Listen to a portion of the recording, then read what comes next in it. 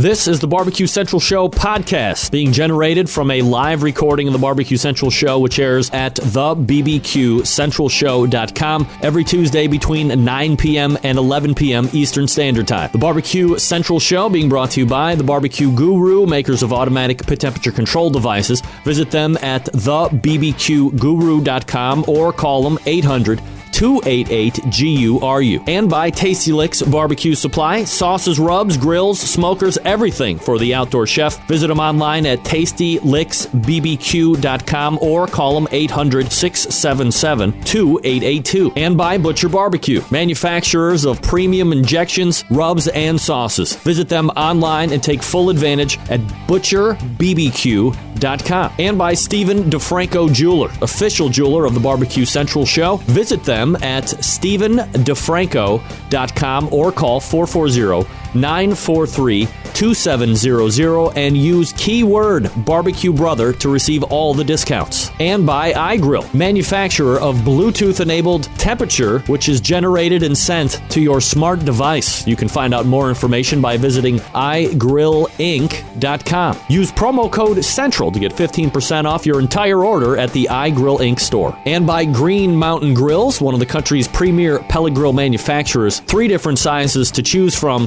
something to fit in every budget, and find out more by visiting greenmountaingrills.com. And by Cook Shack, the country's premier manufacturer of electronic and pellet-driven cookers, servicing the residential, commercial, and competition markets. Visit cookshack.com for more information.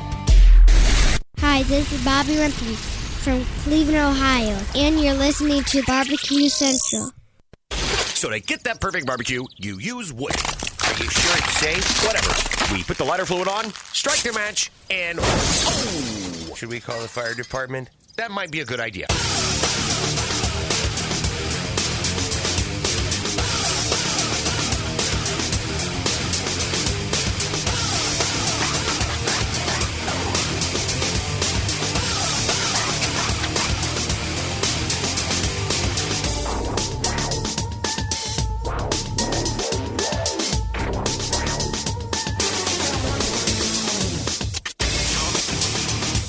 All right, gang, good evening, and welcome to the really big Barbecue Central Show.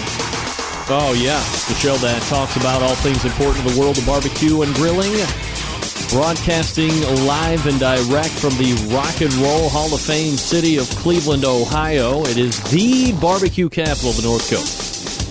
I am your program host, Greg Rempe. Happy to have you aboard here on your Tuesday evening. Should you see fit to jump in on the show tonight, more than happy to have you. You can do it one of 2 ways, or both. 877-448-0433. You can also email the show if you would care to, Greg at the BBQ Central Show. Everything else you want to find out about this particular craft, main website, thebbqcentralshow.com. All right, here's what's happening on the show tonight, in case you didn't get the newsletter. Coming up in about 13 minutes from now, first Tuesday of each month, brings a house call visit from the good Dr. Ray Lampe, Dr. Barbecue, for Ask Dr. Barbecue. That's right. 9:35. You would recall that the Sam's Club 2014 series well underway, potentially big news to talk about in that regard as it relates to this show. But notwithstanding that, somebody who just won the Sam's Club local contest over in, is it Daphne, Alabama? Patrick Banks from Bootyque. Bootyque! Bootyque! Bootyque! And then we'll move into the second hour of succulence as we're talking about it. 10:14, Michael O'Donnell from CaveTools.com will be joining us. That's right. And helping me close out the show this evening from a Facebook holla for a dollar, Gary Lee Park Jr. from Two Smokin' White Boys.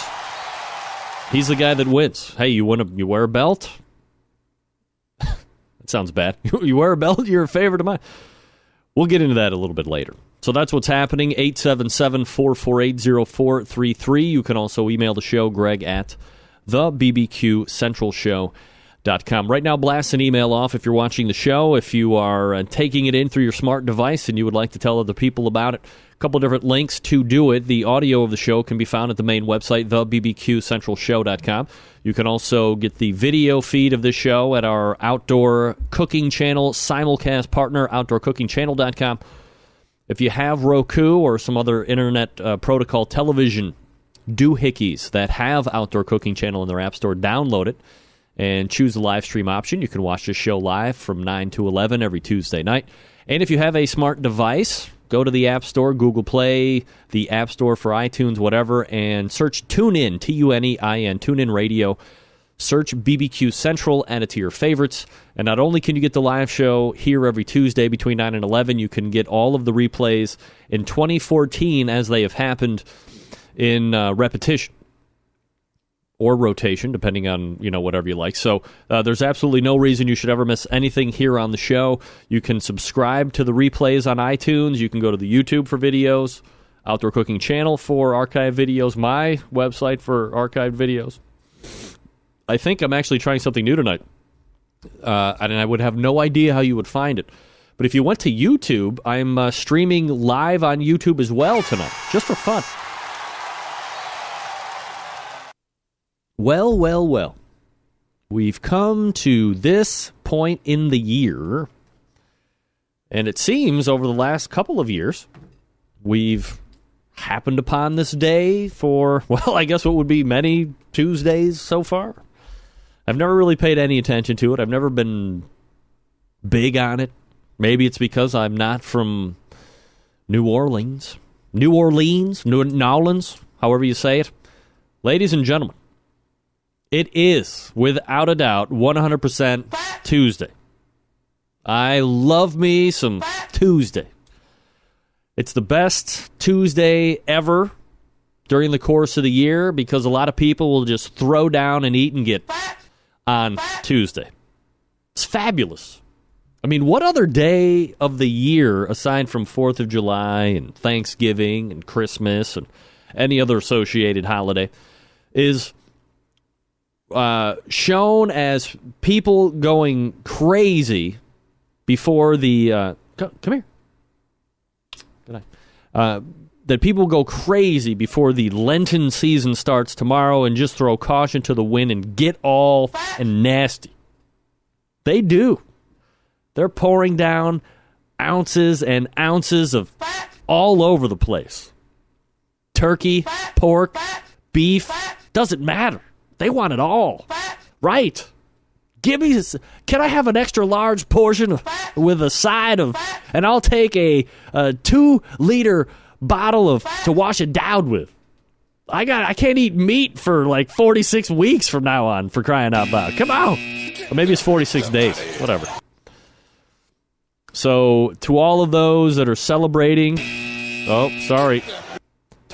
those that are celebrating Tuesday, thank you for taking time out of your gluttonous arrangement to join us for the ever-popular Barbecue Central show.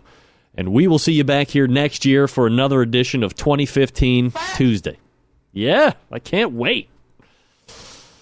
All right, if you didn't know about it, this past weekend was the Texas, or what I think they call the World Championship Barbecue Contest at the Houston Livestock and Rodeo. And certainly a cavalcade of teams, teaming into the hundreds of teams participating in this event.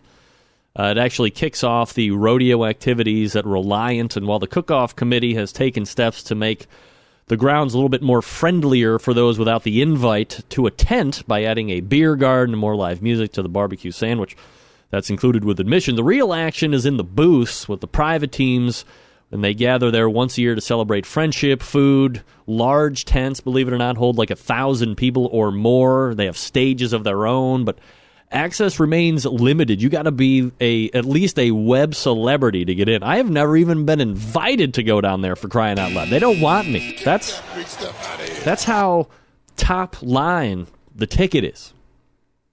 And not every team is allowed to participate in it. It's like waiting lists, and people die and bequeath their spots to siblings and offsprings and all that stuff. Such succulent celebrities were joining in the cooking extravaganza as Tuffy Stone from Barbecue Pitmasters, who earned a second place in brisket and a third overall in his first ever Houston Livestock Rodeo Cook-Off. There was a USO tent. Johnny Triggs was there. He doesn't know me at all. We've gone through that. Franklin Barbecue, Aaron Franklin, he'll be on the show in a few weeks' time, was also there. So if you didn't know that the Houston Livestock and Rodeo was where it was at this past weekend, shame on you. And taking the overall grand championship, Master Pit Builder, the guy who sells more pits on probably most circuits competing right now, Jamie Gear from Jambo Pit. Congratulations to Jamie.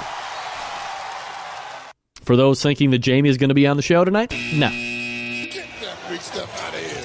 Not by lack of effort on my part, I might add. Oh, yeah.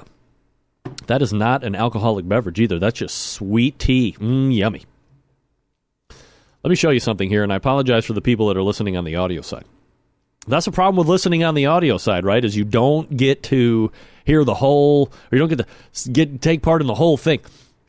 If you are a Star Wars nerd, do I have a good time for you? Here it is, the Star Wars barbecue tongs molded after the Darth Vader iconic lightsaber weapon. Believe it or not, this is a lightsaber tong, as you can see right here. And obviously there's this red sheath that floats over the tongs itself. I have no idea if these tongs make those sound effects like I mean, it would be roughly 10 times better if they had those sound effects. So, you know, it sounded like you were cutting open the proverbial meat with your tongs molded after Darth Vader's lightsaber. How come Obi-Wan Kenobi doesn't have his lightsaber? He had blue, I think, right? Was his blue? I don't remember. That was a long time ago. You're right, Bob. That's a pre-order for the tongs, which means they want you to put money down, and perhaps there's a very good chance that you'll never, ever see it again.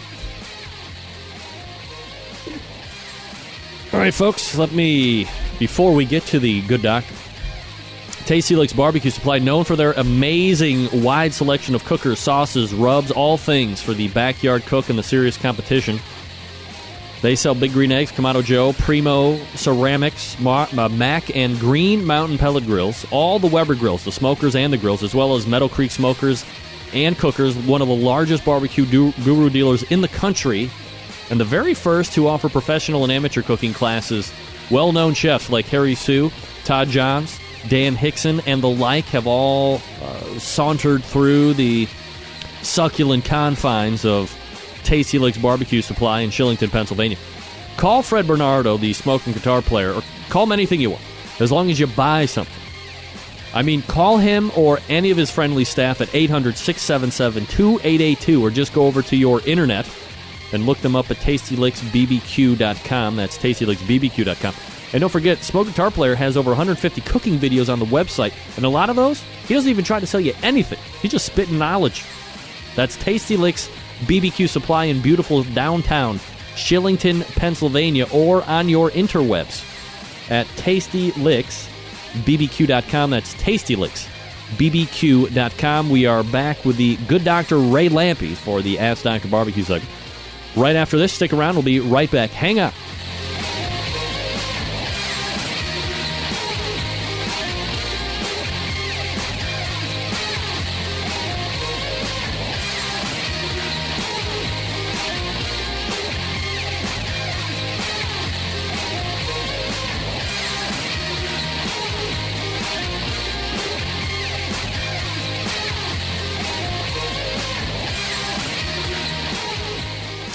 Broadcasting live from the Barbecue Central Radio Network studios in Cleveland, Ohio. You're listening to the Barbecue Central Radio Show. Once again, here's your host, Greg Rempe.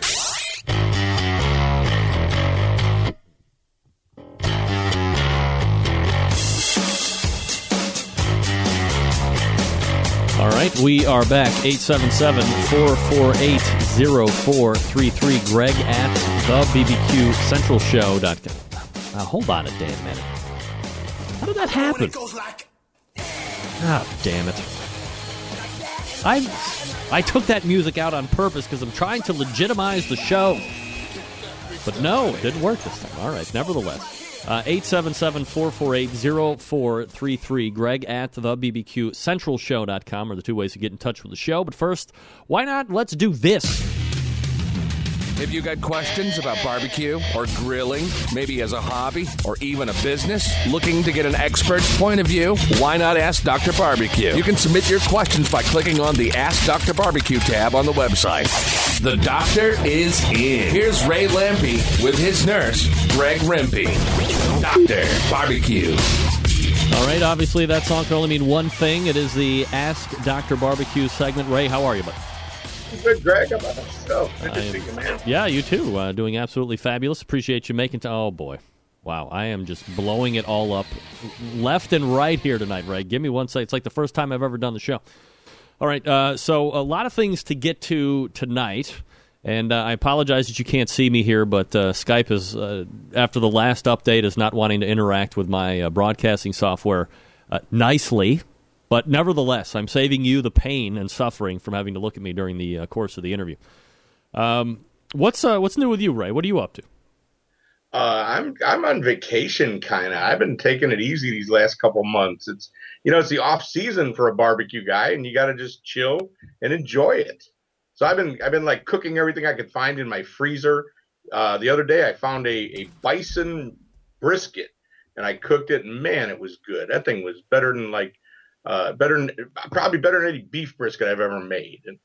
And really? Tonight it was Dollar Taco night at Senor Taco, so I went there. I'm living large, man. What's the season for you? Like, when are your busy months? Are you going to get ready in like the next month or two, or do you get even a little bit longer off than that? Yeah, well, this time of year you kind of get nervous. You want it to get started. It's I'm looking like I got a bunch to do in April. Looks like April's going to be a busy month, so that's good. Kind of got to get ready. It's hard to get back in the groove after being around for a while. I think Sandy's about had it. She's about ready for me to leave and get to traveling again. So, yeah. And then last year it went really past Thanksgiving. I had that nice fall thing we were doing, cook-off before kickoff. So that was good, So, yeah, it's fun to be me these days. Is it pork chops out now? We're going to start promoting that in April. And it's always something fun. When we talk about I remember the first time we ever did an interview, and it was actually just a recorded podcast back in the day. And you kept referring, life of the barbecue man, and I'm just making this I'm making it up as I go along, and there was no trailblazer to really show you the ropes, and you're kind of the one that's doing it for everybody else. Is every year for you a snatch what you can get? Do you have stuff that you can rely on and then build from there, or is it kind of see what plays out during the course of a 12-month period? Well, it's a little more stable than it used to be. But we just in the fall, we recently celebrated 10 years, me and Big Green Egg working together, which really is pretty cool. That's a long run with something like that. And I jokingly told somebody the other day, we still like each other, and we do. So that's pretty normal, pretty consistent. A lot of what I do for them is regular. Although the HPBA show is in Salt Lake City this year, and I'm not going, which is rare. Usually we used to cook out there, and so things change a little bit, but that's pretty regular. But other than that, yeah, it's I'm lucky enough that at this point in my career, the phone rings a lot. But every now and then you got to just start beating the bushes and hustling stuff up, and it's fun, but it's definitely the life of an entrepreneur. I'm still making it up as I go along. Do you get a lot of requests that you? Let me ask a better question. Are you turning away a lot more stuff than you're accepting? Is there a lot of crap out there? Anything, but it's hard to go do stuff that doesn't pay anymore, and it's hard to book something in July right now, no matter how much I like to do it, because I may have something really good may come along for July. So it's hard. I try not to turn down anything. I want to go do everything. I still enjoy every bit of it, but it is a business, and you have to kind of coordinate. So. But no, I wouldn't say I'm turning away all that stuff. If anybody's looking for me, call me. What's the card rate to get Dr. Barbecue? If I was going to have a party with 50 or 60 buddies and I was going to fly you up, what's your card rate for people that might want to hire Dr. Barbecue for a personal appearance? Oh, I'm not going to say it publicly, but it's pretty good. Let's say multiple kind of amazing, frankly. Multiple thousands of dollars. Dig into that pocketbook, you cheap bastards. This is Ray Lampy we're talking. All right, so let's get into some Dr. Barbecue or Ask Dr. Barbecue questions. By the way, if you do have a question for us down the line, askdrbbq.com is a place to go to submit. And, of course, you can check out Ray on his own personal website, drbbq.com. This one coming in from John in England. It says, Dr. Barbecue, let's say you were a judge at the UK's leading barbecue competition, and I think you are, and they decide to introduce a burger round. What would you be looking for in that burger? Clearly, a plain old cheeseburger isn't going to cut the pickle. So what makes an awesome barbecue burger, in your opinion?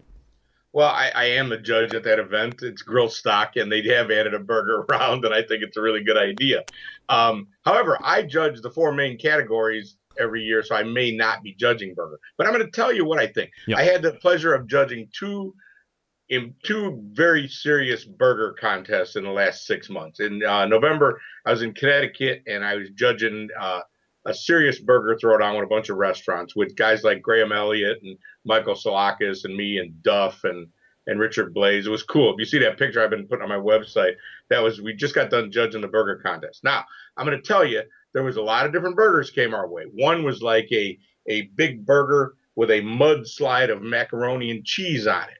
Well, looked really cool idea, nice thing to have on your menu of your food truck. Was a food truck guy, but eating it sucked. You couldn't really eat it. It's a contest. I'm going to take a couple bites. I had to dig through the mac and cheese to try and get a hunk of the burger. Not a cool idea. It seems like a really good idea, but to a serious contest person, that was really a bad idea. And then some guys they take a big fat burger and then put sauce and tomato and lettuce and over, just stack one thing on top of another. And it's so big you can't hardly eat it. It's kind of a mudslide again.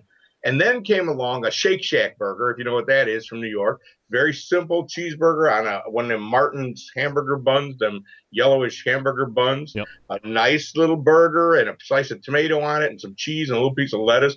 Excellent burger. Now, who doesn't like that?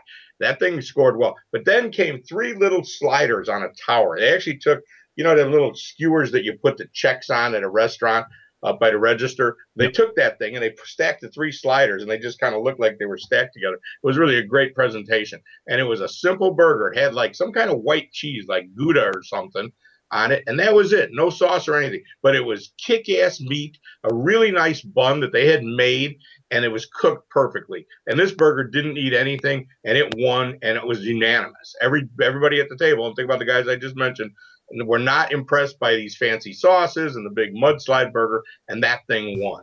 And I, to this day, think it deserved to win. It absolutely should have won. Maybe the Shake Shack burger gave it a run because it had a little lettuce and tomato. Then I was at the World Food Championships, and I judged the final 10 burgers. And I did not see any burgers like that at all. And, man, I wish I would have. Every one of those burgers was really stacked up with stuff, and they're beautiful burgers. If you were sitting down to have lunch, you'd like that burger. But for me, I would have loved to have seen a simpler burger come to the table, and I would have probably voted for it. So that's my feeling about it. Now, I don't know who's going to judge over there at Grill Stock, the burger round. It's English guys and how they feel about burgers versus what we get here. So I can't say for sure what's going to fly over there. But in my head, man, a little bit simpler burger is a really good idea. When you're competing, are you fighting that internal struggle of thinking that, man, if it were me, like you, I would do a simple burger, but since I'm at a competition, and I hear what you're saying about, you're only going to take a couple bites and it's ultimately a huge waste of the remainder of the burger. But is it also kind of like garnish in the contest box at a KCBS event? You build this huge burger because initially when you see it, you want that wow factor and you want to see, oh my God, they got 7 different layers of things going on and it's really artisanal the way they did this. Or do you have to be kind of an artsy-fartsy judge to really take that into account and have it work in your favor?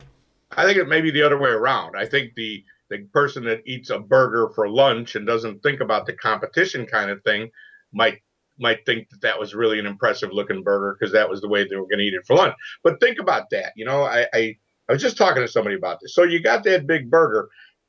You don't get to the really good bites of that thing till 10 bites in. If you've got a big burger, you're at your favorite restaurant, burger with a bunch of stuff stacked on it. The first couple of bites are just bun and lettuce. You don't really get down to the good part of the meat. But as a judge at a contest, there's no way you're going to take 10 bites of that. So I think it's the other way around. I think the more, think about that lineup of guys I said that like that plain burger. Yep. I think it might be more impressive to a less experienced judge or less of a foodie because they might think that was all good. But, just because I say that, though, doesn't mean everybody would necessarily agree. I don't really like a bunch of stuff piled up on my burger ever. So some people might like it that way. And you're right. And when you're the competitor, I've got this really good sauce. How do I not put that on my burger? How do I not get it on there? I like lettuce and tomato on my burger. A lot of people do. How do I not put that on there? Yeah. It's a tough one, a real tough one. But I seem to think simpler is better. I mean, think like a contest cook. The guy's going to take 1 or 2 bites, and you don't, rule number 1, don't piss the judge off. And this big mudslide of a burger, the guy with the macaroni and cheese, you didn't even know where to eat it. It was going to be really hard to score that good. Ray Lampe joining me here on the show for the monthly Ask Dr. Barbecue segment. drbbq.com is his website. AskDrbbq.com if you want to submit a question for a future show. Let me go over to Facebook here real quick, Ray, and answer a question for Buddy Burke. And he's saying, might be good to talk about to the beginners about building a charcoal stack for like smaller smokers, maybe like an Oklahoma Joe or maybe even like a Weber Smoky Mountain or some of those more popular beginner models. I already answered that one, Greg. I told the guy to buy a big green egg. Oddly enough. Problems. So I don't know why you're bringing that one up again, but thanks. Oh, gosh, I don't know, man. Come on. You don't know how to start a fire. You want to burn on an offset. In my mind, put some charcoal on there and get it started. I'm not a fan of using lighter fluid like Myron does, but that's going to be long gone by the time any food goes on there. Start with some charcoal, get a little base going, and then put wood on as you need. If you've got a little offset, don't try to cook with all wood. It'll be really bad. We all went through that. I did it when I had my first little offset. I think it's one of those things that guys want to somehow be verified. I get it with big green egg guys a lot. They buy their egg. They've been cooking on it for 5 years. Their food's good. They know what they're doing, but they somehow want me to show them how to put the fire starter wax thing down in the charcoal and light it. So come on, man, get off of that. You know how to build a fire. Yeah, that's right, man. Just build your freaking fire. You know what I say? Go to the Harbor Freight nearest to you and buy a weed torch, hook it up to your 20-pound bottle, and just let it hum for about 3 or 4 minutes, and you're ready to go. Yeah, I think that's a great idea. Takes all the guesswork. Don't be afraid to use charcoal. Man, a handful of Kingsford briquettes, that stuff's fine. More barbecue gets cooked on that than any piece of wood you could imagine.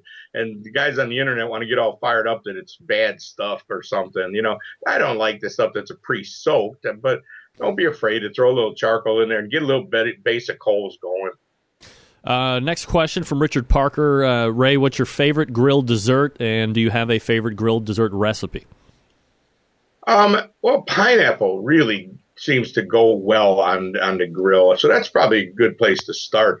I like to cut the pineapple into big wedges, like, maybe 4 or 6 big long wedges, and soak them in some rum and brown sugar, and then grill them. You really want to grill it hot because you want to kind of get some char on there, and then cut it into pieces and put it on some ice cream. I think pineapple just is great. But I've been milking that one for years, like I did on Chopped. Where I chopped up the moon pie and put it in a tortilla. I have redone that recipe 100 times, where I take a flour tortilla, spread it with cream cheese, and put some dried fruit in there and some chocolate chips and fold it up and grill it. I've used that 100 times in my life. So that's probably not I'm not much of a dessert eater. I like stuff that's not that sweet, but I sure do like cooking for folks. And then tortillas do really good, and any kind of grilled pineapple. Ray Lampe joining us here on the show. Ray, next question coming in from Jeff Starks. And this, I guess, is going to be more of a competition question. And it's about the ever trying to... It's like the holy grail of chicken, which is this bite-through skin. And he says that he believes the judges should be grading on the meat, on taste and tenderness and appearance, not necessarily about the skin. And I know there's a whole conundrum and arguments that have taken place literally for hundreds of years about should the skin be included in that, should it not be included in it? Where do you come out on that as both a competitor and sometimes a judge? Well, I've seen the evolution of this over the years. I only have one Jack Daniel's jug in the cabinet, and it was for chicken. God, I don't know, 100 years ago. But I cooked drumsticks, and I cooked them in my Jed Master. I just cooked them like if I was going to eat them and turned them in. And back then, you could do that. If it was cooked properly and it was good, you could win a trophy by cooking good barbecue chicken. But the nature of chicken in a smoker is that the skin gets leathery. You can't argue with that. That's just how it is. It works that way. So then along came Jumpin' Jim with the whole, the story, the chicken that he cooked in the butter in the pan. And actually Jim didn't use the butter back then. But anyway, all this cooking in a pan. And then guys would try to finish it hot on the Weber and get that skin crunchy. Well, that's a really good idea until you try to do it. It's almost impossible to do, really. And then on top of it, once you put it in a box and it sits around for 15 minutes, it's not very crunchy anyway. So then it evolved to just making it soft and just poaching that shit till it's just mushy. And someone showed me how to do that. And now to this day, I will do it if I'm cooking in a contest. It's repulsive, frankly, that the skin is just like mush, and that's why it's bite through. But it seems to score well all the time. And what's happened is this is definitely one of those things that the judges have been influenced by the cooks over the course of time. That bite-through skin became such a big deal. Back in the day, it wasn't. Judges understood that when you cook chicken on the smoker, the meat's a little red and the skin's a little chewy. Just kind of taste the skin and move on and try the meat. Then somewhere along the way, we used to cook legs and breasts and wings too. Now everybody cooks thighs, and they all have to be perfectly shaped, and they have to have that bite-through skin. And I think it's nonsense, frankly. Now, if that makes your eating enjoyment, having the skin be bite through and you can eat it, I can't tell you shouldn't score that good. And if you don't like the skin to be rubbery and that bums you out, you have every right to score that down. But if you know anything about cooking chicken in the smoker, you know that the skin is not that edible. So it has to be a grilling contest for that to happen. So I'm not a fan of it.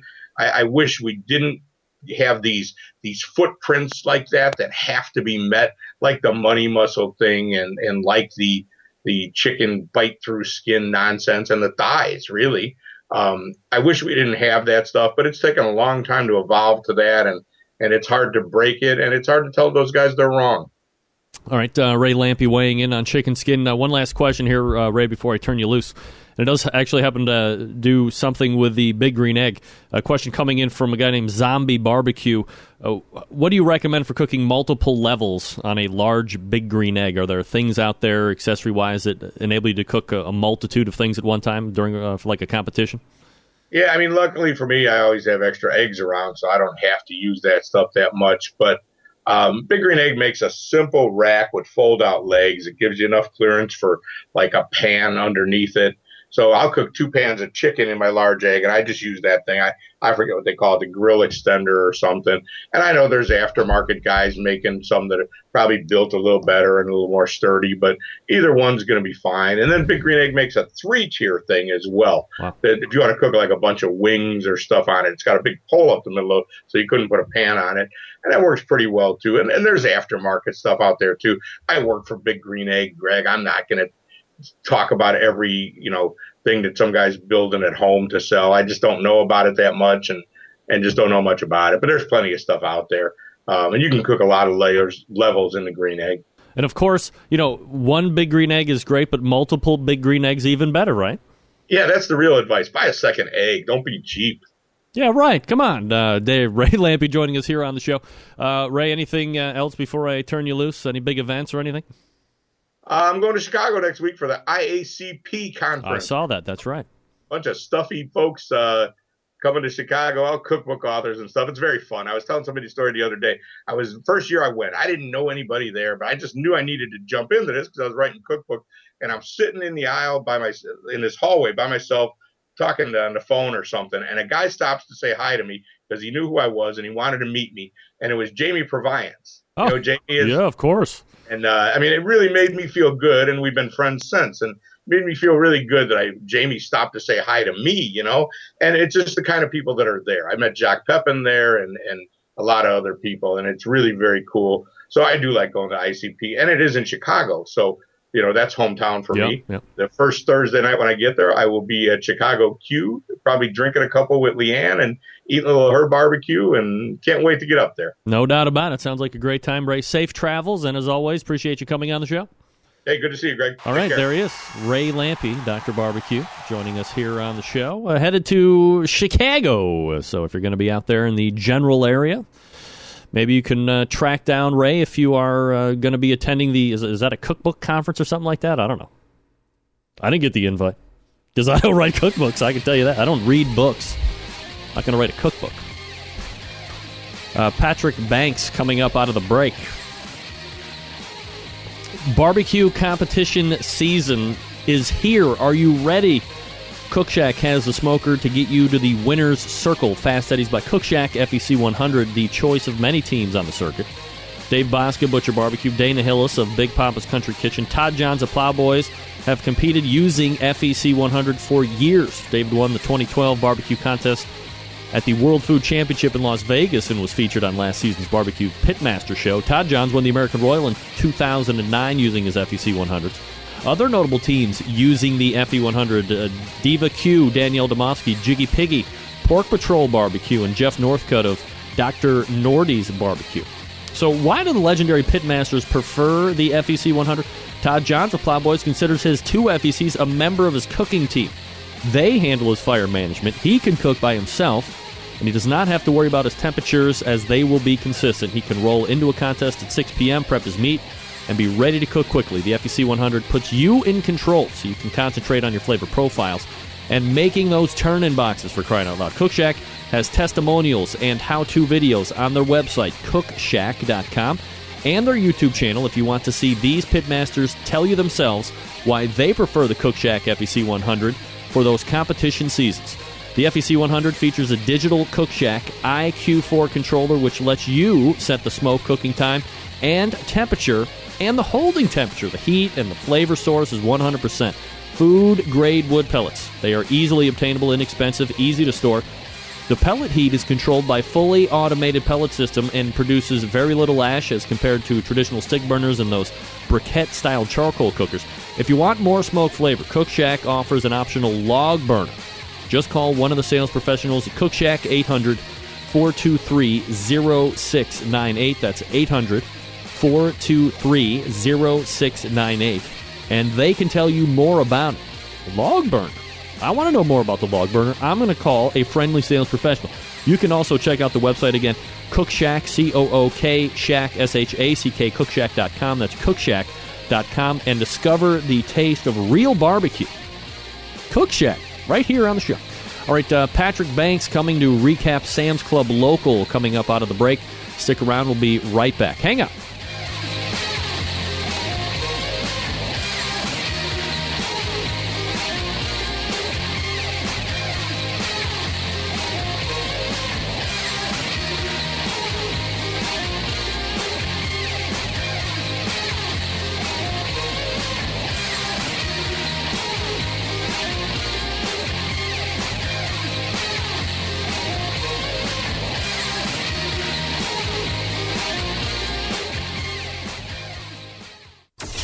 Get in the smoke. Call 877-448-0433 to get on the air.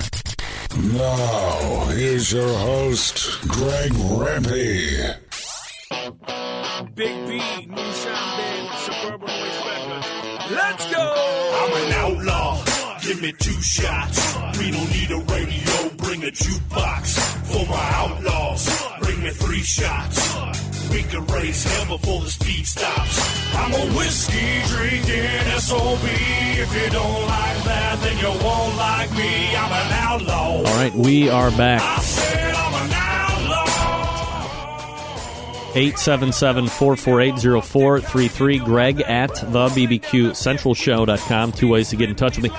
You know, certainly one of the more popular barbecue series that happens each year is the Sam's Club event. My next guest took part in the Daphne, Alabama local event this past weekend and walked away with grand championship. Here to recap it for us tonight, the pitmaster of Bootyque, first time to the show, Patrick Banks, joining me. Patrick, how are you, buddy? Patrick, you there, buddy? Hello. Hey, what's going on? Hey, Patrick, how are you? Good, how are you? I'm doing absolutely fabulous. Appreciate you making time. I know you're busy out there, like in Vegas, right? Yeah, it's great. Yeah, I can only imagine. A great weekend. You get to roll right into Vegas. What can be better than that? I know. Patrick, before we get into the competition side of things, maybe a little background about yourself and how you got into this whole competition barbecue scene. And here you go. Get that big stuff out of here. Evidently, the cell phone reception isn't that great in Las Vegas. Lick your finger, Patrick. Lick your finger. We'll see. We'll get him back up here in just a second. I'm listening to a fantastic Verizon ringback tone. Oh, it's one of my favorite classical tunes. Patrick Banks is the pitmaster of Bootyque. He's probably racing outside. Patrick, get on top of that building and stick your finger out the window. So I was just asking you how you got into the... Wow. I'm going to call you right back. We'll get a lot of feedback. Holy crap. Well, this is turning into a regular who's who. Wow. Oh, yeah, you have a really professional show, except for the fact that this is what we hear. We just hear the dial tone. Man, oh, man. It's just, I'm glad you can't hear. Patrick. Hello? Hey. Hey. Sorry, we got connected. Wow. Yeah, it's breaking up on me. Yeah, I think we got a bad phone connection, unfortunately. Yeah, I think we do. Yeah. Is there another number I might be able to get you at, or is this it? I'm coming pretty clear. Wow. Can you hear me? Yeah, but I got terrible feedback here. I'm going to try one more time. Okay. All right. Woof. That's brutal, right? I mean, that's really brutal. Don, I would use landlines, except Patrick is in Las Vegas for the ConAgra Expo or the Concrete Expo or whatever that's called. It's a crazy, ridiculously popular exposition. Many people, thousands of people get out there for that Vegas exposition. I know all my buddies in construction are out there all the time for that one. All right, Patrick. All right, how am I coming in? Hey, all right. I think we finally hit the ball on this one. Yeah, I think we did. All right, fifth time's the charm. Patrick, how did you get into the competition side of things? Oh, I just trained really hard. Took me a while. Did you see it on television, or did you have friends getting into it, and you figured you wouldn't want to get into it too? I had a few friends getting into it, and I just kind of went with it.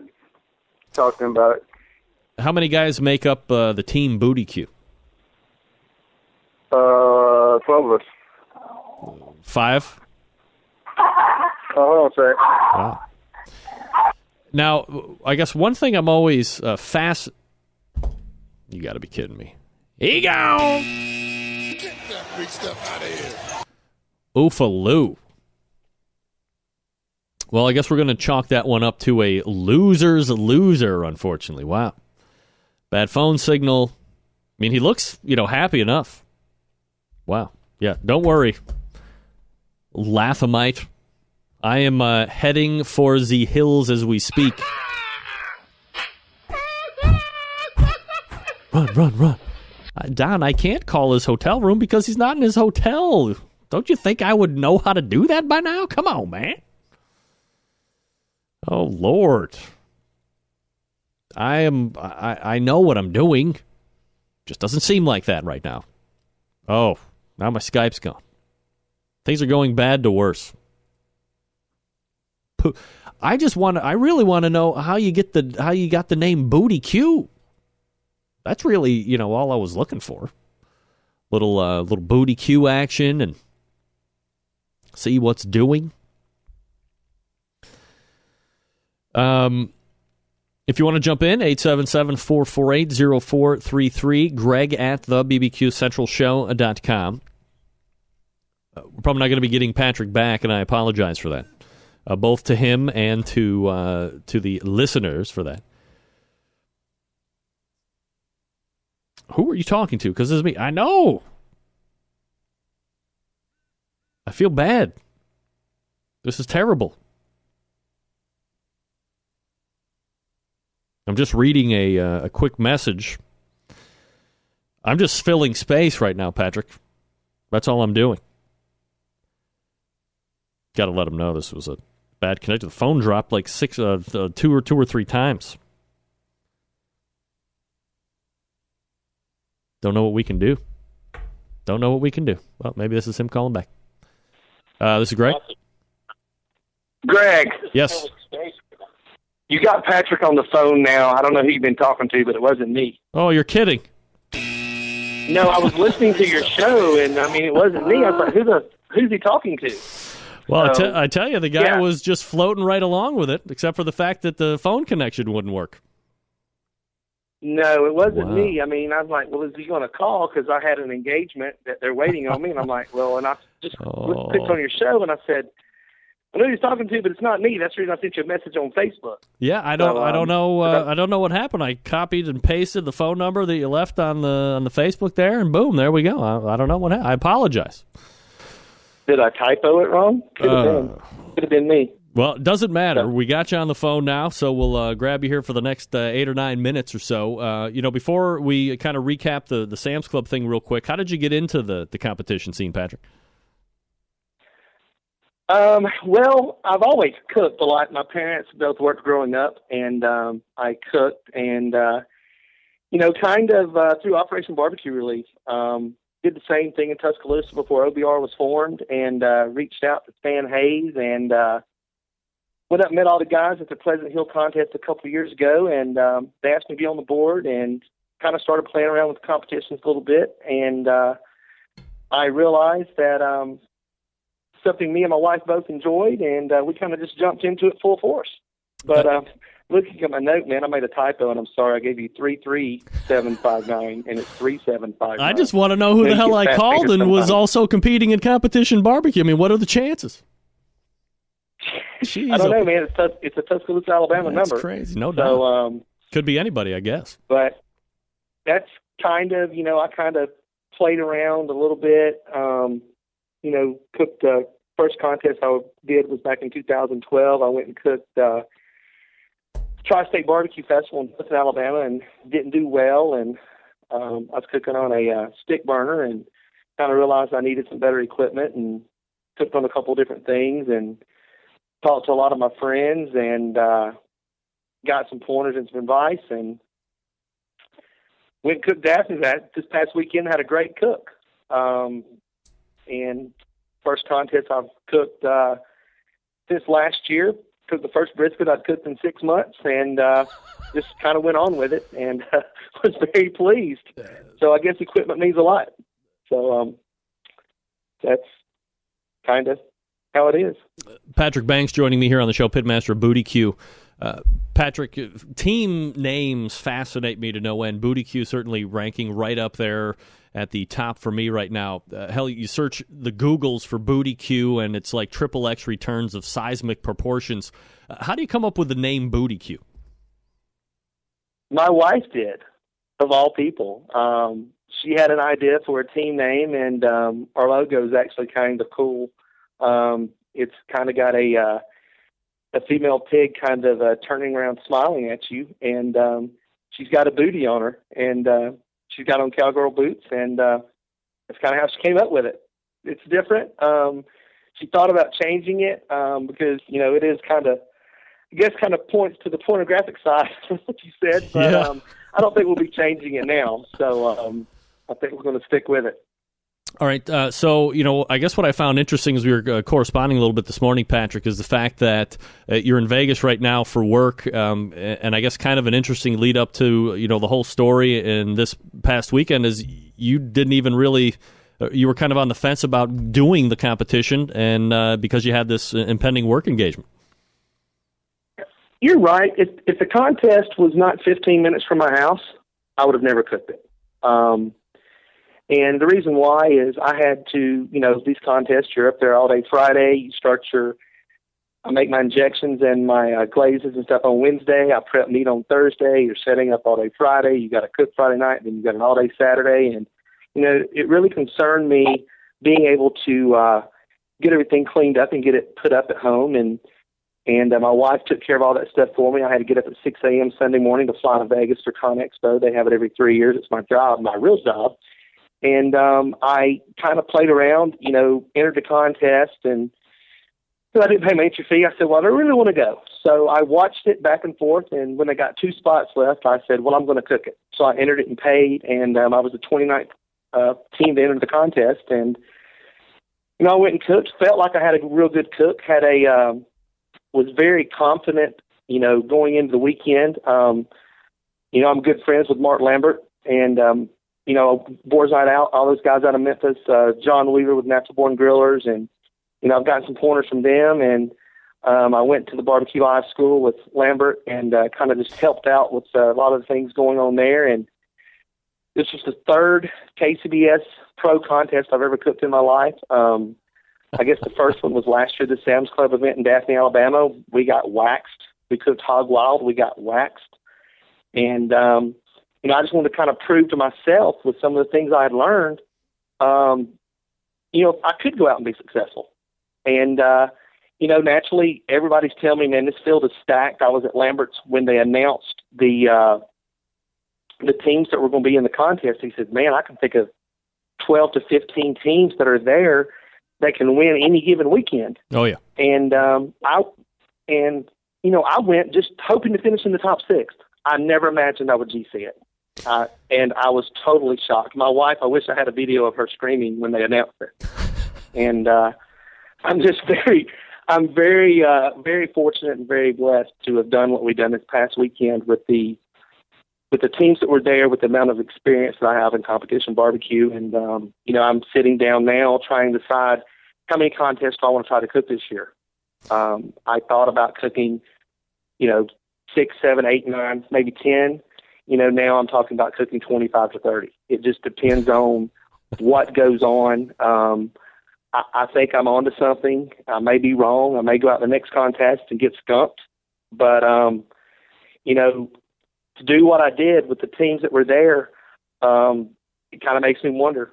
It kind of drives me a little bit. You look at the results that you had 6th place chicken, 6th place ribs, 9th place pork, 4th place brisket. I talk to pitmasters each week, and they're always preaching consistency in the process. And you look at your results, and the worst was 9th. You got a pair of 6s and a 4th. And I'm sure any pitmaster would take those results at a contest. Have you had better cooks than this before, or does this one kind of sit right at the top right now? It's right at the top. The reason why is I was cooking on a Cadillac cooker, did not do very well with it this past weekend. I have a backwoods competitor. I have a Louisiana grill, pellet grill, which is what I cooked my brisket on. And then I also had a Old Hickory CTO there. And I think it goes back to equipment, but I think it really goes back to the things that I've learned. Overall in the contest, it was my best cook. Is it the best I think I can do? No. My ribs, in my opinion, were overcooked to the extent that we were, but I had egg slabs. I mean, I cooked a lot of extra food because I had extra stuff with me. And my friend that was my cooking partner, his name's Paul Peterson out of Tulsa, Oklahoma. He's an OBR volunteer, and he wanted to come down and cook. And he was saying, well, let's go in Sam's, buy 2 slabs at 10 o'clock and power cook them and try to get them done in time. I said, man, I'm not doing it. I'm going to roll the dice with what I have. And I said, if I can't get 6 bones out of 8 slabs, something's wrong. Yeah. So that's what I did, and we went with it. But it was not my best cook by any means of what I think I can actually do. No.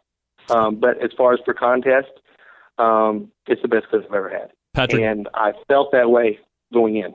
Patrick Banks of Bootyque joining me here on the show. So you're in the process of figuring out how many events you want to do. I would assume that you'll be taking part in that regional event in October, though.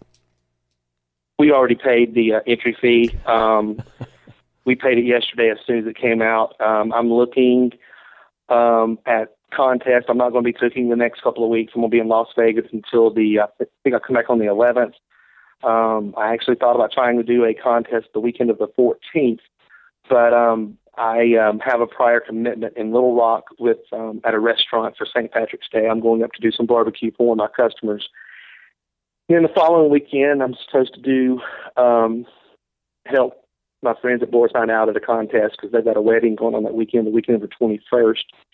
And I think the next KCBS contest I'm going to do is going to be Wind Creek the 28th and 29th. And the following weekend, probably looking at Q at the View in Gulfport, Mississippi, or going to Pleasant Hill, Missouri, and cooking the OBR contest to benefit OBR that weekend.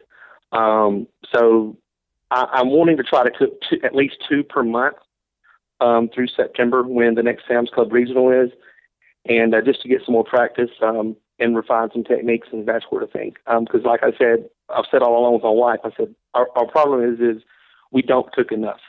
And I'm smart enough to know that if you're going to do this and you're going to be successful, you got to practice your craft as you do with anything. No doubt about it. And,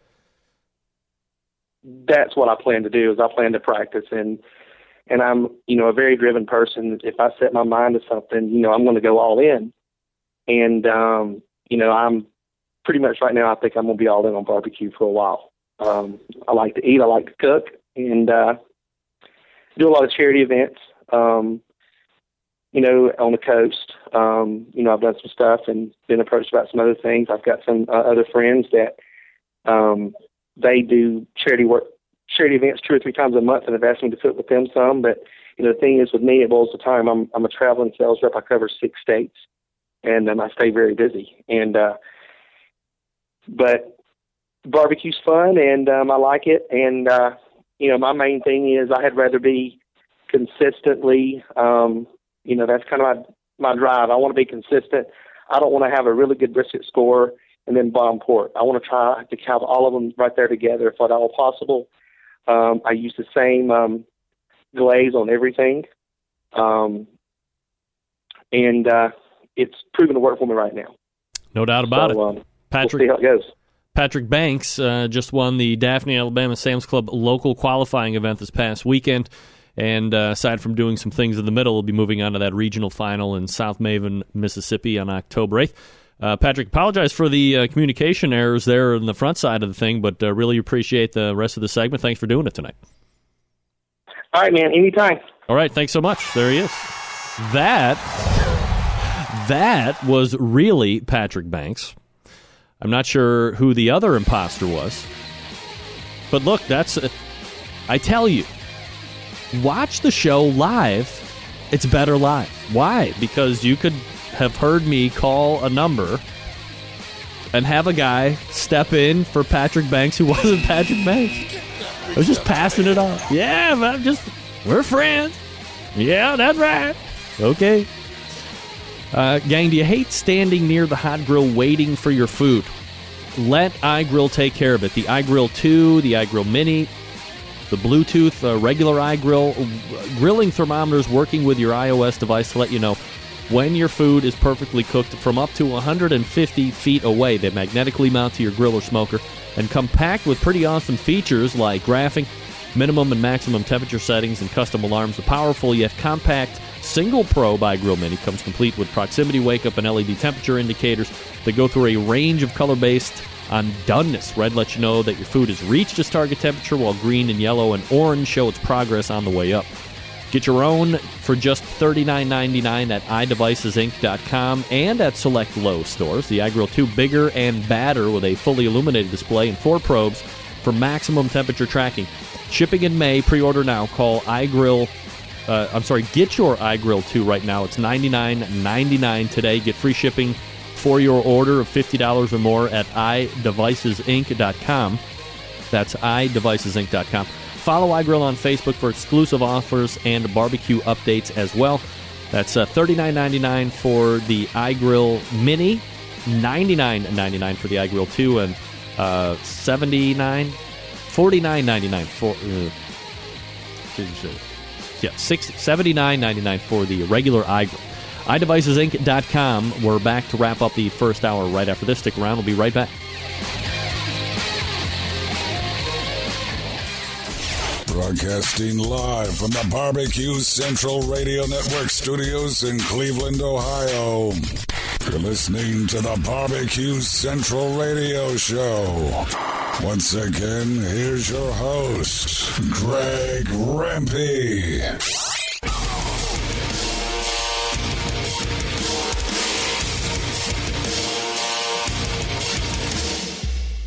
All right, we're back. Very quick segment here. All right, we have to regroup.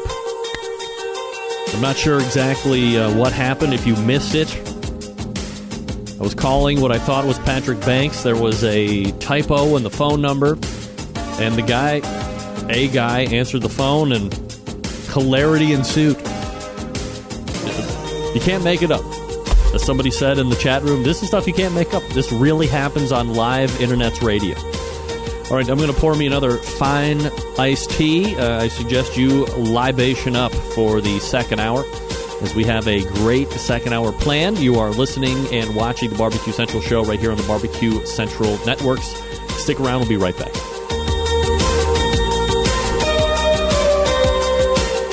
my heart and from my hand, why don't people understand my intention? Happy to have you aboard here for the really big barbecue show. We cook because we have to, and we grill because we want to. Fine, how's it going? You have a great show. I'm a big fan. So what seems to be the problem here? This man looks like he's dead, and he's in the crackle. Charbono! It's all about the Charbono, dude! Succulent fish, what? He ate 54 wieners. But listen, Lavernius, shake a face. I'm shaking like a dog shitting peach seeds. We have top men working on it right now. Who? Top men.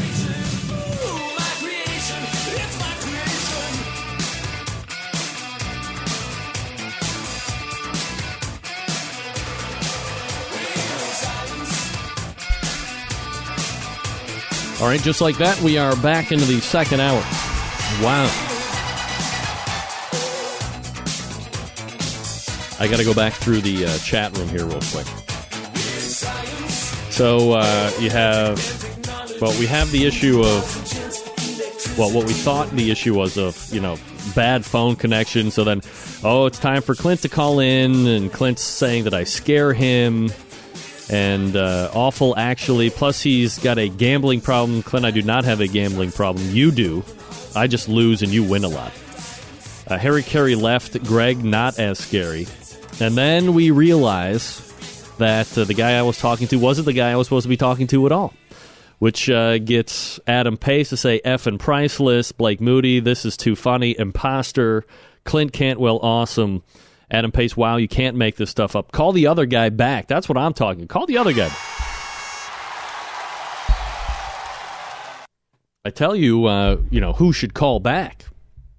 Or who should have a phone call with who. Let me tell you who. Greg, this is your mother calling. Who is that man on the phone? Who is that man on the phone pretending to be Patrick Banks? Look, sir, we all knew it was a joke and that you were joking. It's not funny. My son is trying to put on a quality barbecue show, and your hijinks are not welcome here. You should be shameful of yourself and stop it being ridiculous on the... give me your phone. You're not allowed to do it anymore, and I don't want to hear about it ever again. Now leave my son's show alone, and thank you.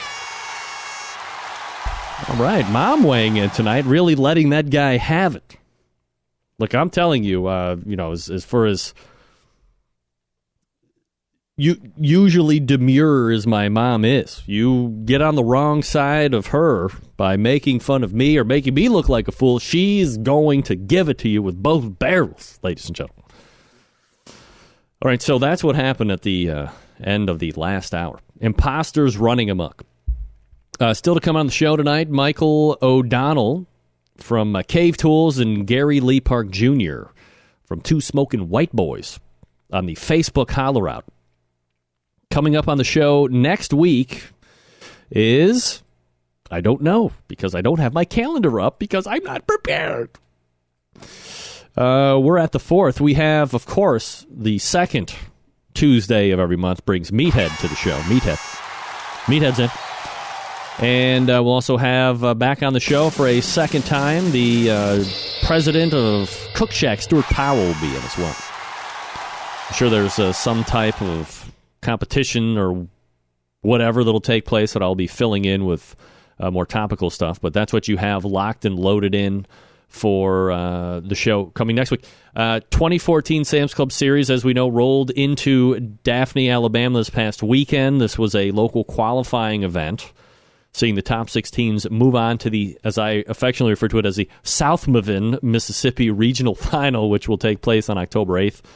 The top 6 teams moving on to the final, as we know, the grand champion who we just talked to, Bootyque, Patrick Banks, coming in second place, Fire Dancer Barbecue, or Reserve Grand Champion, as we say here in the States.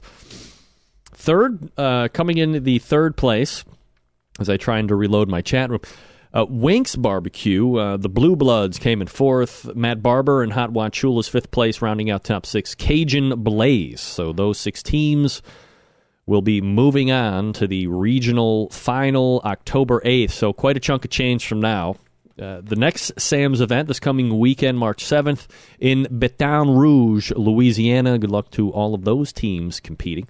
And just for sake of funs and giggles, let's take a look at the KCBS top 5 teams. Number 1, and I believe on the heels of 2 grand championships in a row, Vernon and Luton. Donnie Bray, Warren County Pork Chopper, 2nd place. Ridge Root Boys Barbecue, 3rd. Bowling Over Pigs, 4th. And Matt Barber, Hot Wachula's, in 5th place. Here's an interesting fun fact as we flip pages over to the Florida Barbecue Association at top 5. Jim Elser, Sweet Smoke Q, leaderboard. Hey, look at this guy, 5th in KCBS, 2nd in FBA. Matt Barber, Hot Wachula's ranking on both. Very impressive, Matt. Good for you. Big Papa's Country Kitchen, 3rd. Swap Boys Barbecue, 4th. And Get Our Smoked, 5th. Those are your FBA top 5 teams. Sylvie, I can only interview so many people on so many nights, for crying out loud. I apologize. I have a bias against the West Coast. I'm just kidding. Sooner, have them win another one. I swear to God, I'll get them right up. And then, of course, as we know, when it comes time for the second hour, you know I'm probably going to be going off the board a little bit. And this week is no different. I want you to sit back, relax, and listen to, well, the headline reads, Man Has Sex with Cow Covered in Jell-O. So it is barbecue related because, you know, it's a cow. But this is, something else. Parents at a Farmington school district are in shock over charges filed against a former school worker. A computer tech for the Farmington school system was arrested for trying to perform a sex act on a cow while another man was shooting video. Can't make it up. News 8's Bob Wilson's been piecing together this bizarre story. He's live in Hartford tonight with the latest. Bob? Yeah, that's right. You can't make a story like this up. 2 men are in jail, 1 cow is dead, and 3 cars are totaled. Now, when we arrived, one of the men was actively having sex with the cow. His friend, who was videotaping the act, took off as soon as he seen us arrive. Now, we can't show you that video because the man was naked and covered in Jell-O. However, we can show you the video of the aftermath. At about 4 a.m. this morning, the cow took off onto Highway 1039 where it struck 3 vehicles. 2 of those drivers were rushed to nearby hospitals. Police say that they've arrested 31-year-old Reed Fortin and 33-year-old Michael Jones for the sexual acts to the cow. We're going to have more on this as the story develops later on tonight. All right, so first of all, I saw that and I was like, it's gold. Gold. And then I was like, can't make it up. News 8's Bob Wilson's been piecing together this bizarre News story. 8 Bob He's Wilson. live in Hartford tonight with the latest. Now, here's the problem. Yeah, that's right. You can't make it. All right, I'm going to stop Bob Wilson here just for a second. After I was so happy to have found this and share it with everybody, because who doesn't love to hear about a guy having sex with cows covered in Jell-O? I'm like, is there any way that this could be a ruse? Because now let's start dissecting it. Listen to this guy talk. Like, really listen to this guy talk for a second. A story like this up. 2 men are in jail, 1 cow is dead, and 3 cars are totaled. Now, when we arrived, one of the men was actively having sex with the cow. His friend, who was videotaping the act, took off as soon as he seen us arrive. Now, we can't show you that video. Okay, did anybody catch that? As soon as he what? I'll show you that video because the man was naked and covered in Jell-O. However, we can show you the video of the aftermath. Oh, sorry. His friend, who was videotaping the act. You can't make a story like this up. 2 men are in jail, 1 cow is dead, and 3 cars are totaled. Now, when we arrived, one of the men was actively having sex with the cow. His friend, who was videotaping the act, took off as soon as he seen us arrive. Now, we can't show... His other friend took off as soon as he seen us arrive. As soon as he seen us arrive? All right, we'll continue. That video because the man was naked and covered in Jell-O. The man was naked. All right. However, we can show you the video of the aftermath. At about 4 a.m. this morning, the cow took off onto Highway 1039 where it struck 3 vehicles. 2 of those drivers were rushed to nearby hospitals. Police say that they've arrested 31-year-old Reed Fortin. Reed Fortin. Of course, Reed Fortin's real last name is Reed Fontaine. Reed Fortin. And 33-year-old Michael Jones for the sexual acts to the cow. We're going to have more on this as the story develops later on tonight. Wow. Parents at a Farmington School District are... All right, that's enough. I want to say cheers to whoever did that. Cheers. Cheers to you for... All right. Trying to get out of the screen for crying out loud. Look, if it's one thing I know is this. If you are a broadcasting professional, you don't end ing sentences with running. You don't say, seen us arrive. You would say he took off when he saw us arrive. However, the guy played it straight, and people were having sex with cows, and the people were covered in jello. Yes! All day long. I love everything about it. Love everything about it. Michael O'Donnell coming up here out of the break. Here we go, gang. If you're like me, always trying to think of ways to step up the barbecue and grilling game up. Right. No better or easier way than by Butcher Barbecue. Adding that to the arsenal will help you do that. We all know Butcher's Barbecue, well known for the pork injection, the beef injection, the prime injection, the bird booster. You know, that prime injection has combined all the things loved with their beef injection using its award-winning flavor enhancer, its ability to keep your brisket juicy, combined it with what has become the competition standard in beef flavor. Available for sale right now on butcherbbq.com, along with all their other injections, all right there, ready to go. If you're looking for the go-to rubs and sauces, you have found it here as well. Butcher Barbecue, a full line of award-winning rubs. One of my personal favorites is that steak and brisket rub. Of course, I love the honey rub to the tune of 5-pound bags at a time. And if you use premium rub, use it when you use the injection of Butcher's because it's formulated to work with that injection. A perfect 1-2 punch to impress judges and friends alike. Last but not least, that sweet barbecue sauce. When it comes to sauce, I'm as picky as it gets. I'm going to admit it right now. Butcher Sweet Sauce wins in every category for me. Not overly sweet. A nice slice of tang, just the right amount of back-end heat. And for crying out loud, no liquid smoke. Dave took the time and effort to make a quality sauce and didn't take the easy way out like a lot of those other bigger, smaller, medium-sized manufacturers do. Grab a box of 6. It's going to go fast. No worries about breaking the bank when it comes to shipping either. Anything totaling up to $55 ships at $8.50. Between $55 and $200 ships at $9.75. And anything over $200 ships for free. So head on over to butcherbbq.com and stock up now. Best value, of course. Get above $200 so you get the free shipping. And you can do it very easily because all the products are good. You should just buy one of each or two of each. Dave will thank you. I will thank you. Again, head on over to butcherbbq.com. That's butcherbbq.com. Always trust your butcher. We're back with Michael O'Donnell right after this. Stick around. We'll be right back.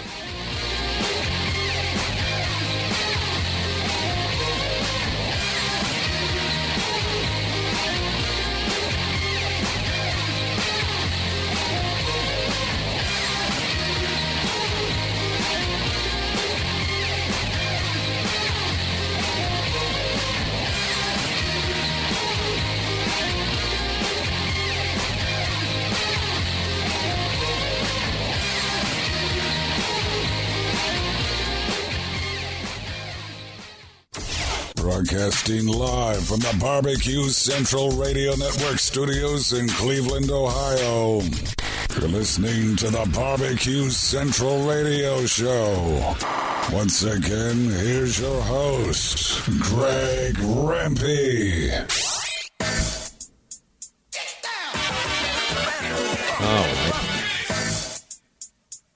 And I gotta say, I'm completely confused on what the hell I did. I reloaded all different music for tonight's show, and it's the same as last week. What the hell is going on over here?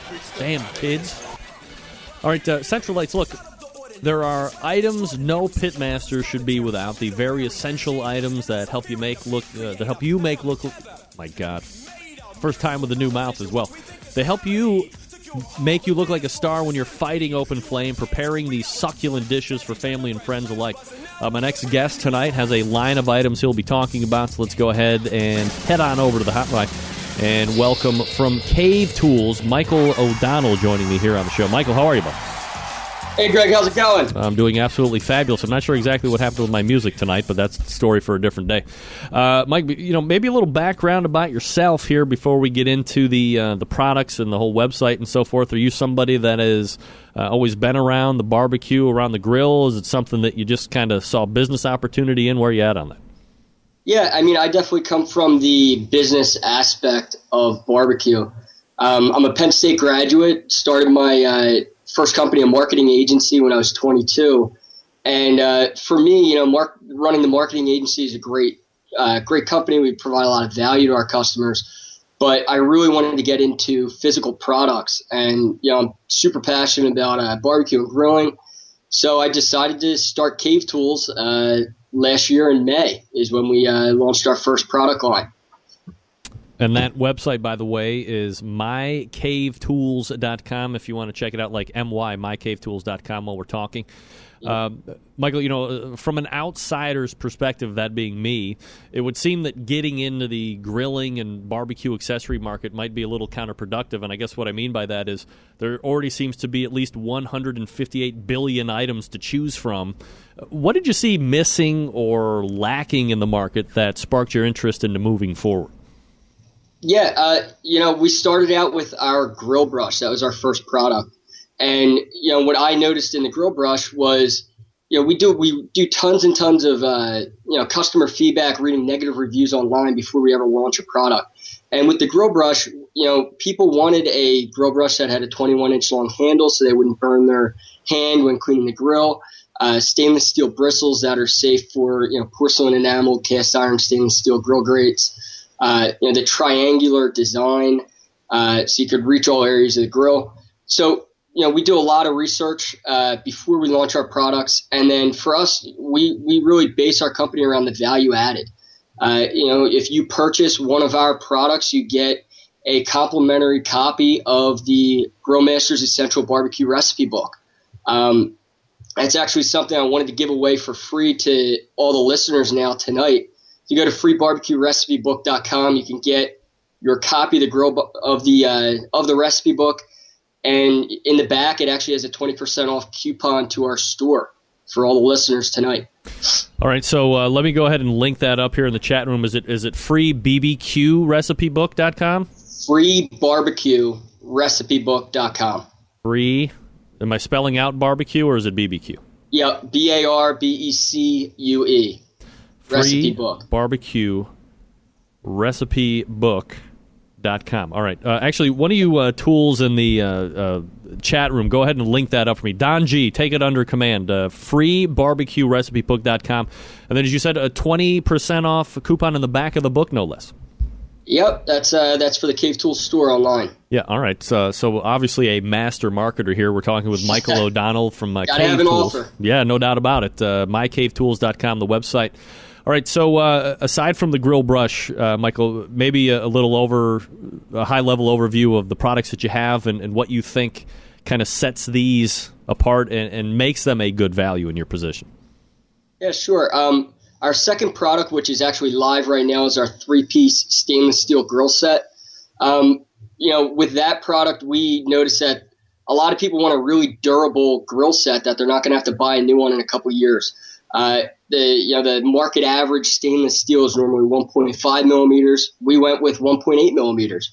Make it stronger, make it 20% stronger than most of the other models out there. You can see right there the spatula has a bottle opener in it, so you can keep your buzz going. We also have in the next couple months, we have a lot of stuff coming out. So we have a digital cooking thermometer. That's a super quick read thermometer, 4 to 6 seconds, very accurate. It's recalibratable, stainless steel, so it's shatterproof, waterproof. That's going to be an excellent product. I'm really excited for that. And then we're about a month away from launching it, but we have a charcoal grill that combines into a vertical rotisserie grill, and I'm really happy with that product. It's actually 100% made in the USA, down to the little pieces of plastic or rubber on there. Everything is made in the USA, so very excited for that product as well. Are the thermometers that you're looking at, are they also domestically manufactured, or maybe here's a better answer. Aside from the cooker that's 100% U.S. based, are the other products also U.S. made, or are they manufactured overseas? Yeah, when I started, like I said, I started with the grill brush, and I actually imported samples from China, and I sent them out all over the U.S. to different industrial brush manufacturing plants, trying to see if we could be made in the USA. And it really is a damn shame that it's almost impossible from a competitiveness standpoint. Yep. So we do manufacture overseas in China for a couple of our other products.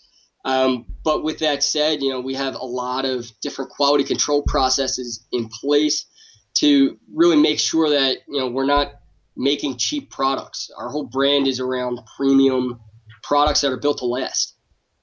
Do you get any internet blowback from people about where they're manufactured, or do you find that people talk a good game in public, but when it comes time to buy, they really don't care, and probably what pushes them towards one side or the other is the actual cost bottom line?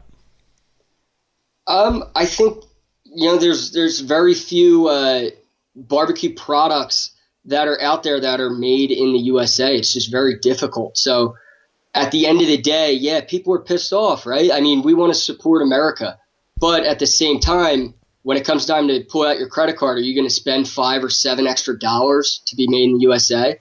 I mean, luckily for us, we were able to start overseas, and now we get to employ more people in the USA that we may never have been able to do if we didn't start overseas.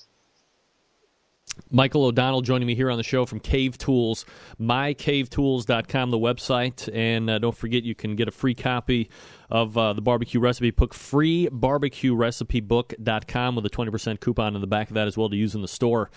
Michael, do you have any products that are in retail outlets, or are you just online at this point? Yeah, right now we're about 95% online sales. We're in a wholesale. We have a wholesale account down in Virginia and one in Florida, but that's it. So this summer, we're really making a large push to get into retail.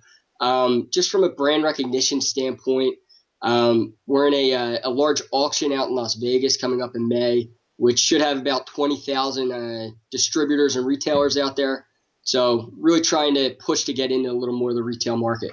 If you got into, let's say, a Costco or some other big chain store to really increase the exposure, and you have a buyer come to you or a distributor come to you, are you able to build out and accommodate for that, or would that take some time to meet a huge order? Obviously, in that standpoint or in that circumstance, I would have to go out and raise funding. Ordering inventory is expensive, especially when you need to hold it. Shark Tank is one of my favorite shows on TV, so I watch that all the time. And with those large retail contracts, I know there's a lot of risk associated with that, and it could tank the whole business.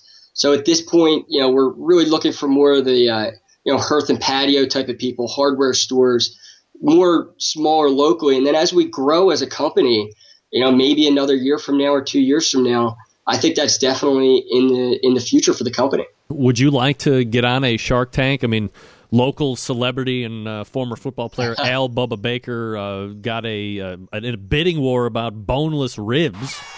I saw that episode. This is like you could flip his boneless ribs with your grill set with spatula, tongs, and fork, and other stuff. Would you like to get on that show?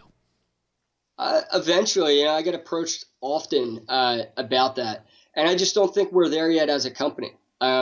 Within another year or 2 years from now, when we have a larger variety of product lines, I think that's definitely something that we would like to do. And I'd love to hang out with Mark Cuban. Yeah, who wouldn't? I'd like to hang out with his wallet and run away with it. Yeah. Are there other products aside from the ones that you'd mentioned? Are there other products like down the line that you see adding in a year from now or 2 years from now? Yeah. So we, like I said, I started last summer in May, and over this winter, we kind of got hit pretty hard with the seasonality aspect, right? Because we're, barbecue only. So we're trying to expand a little more into cooking, a couple more general cooking products, and then, seasoning injectors, things like that sell like crazy during November, December. So we can really even out the business. So, we have a lot of product lines in the works right now, and just looking forward to it, especially with the summer coming. We'll have a little bit more cash flow to work with to expand the business. Michael O'Donnell joining me here on the show from Cave Tools. Michael, you ever thought about getting out like on a barbecue or grilling competitions, or maybe ones that are even local to you, to kind of set up shop? Or is that something that you've done to try and get the word out and at least get some exposure to the people that are in the industry? Up until this point, I've been focused more on the business aspect of it. But, listening to your show, I'm just starting to get more and more into barbecue culture. So we've reached out to quite a few barbecue teams. We had somebody from the Kansas City Barbecue Society contacted us the other day.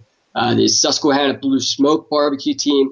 So for me, this summer, I'm looking forward to attending barbecue competitions and really learning more about barbecue itself and how to become a really good cook. Because that's not my background. So I'd like to expose myself to that more this summer.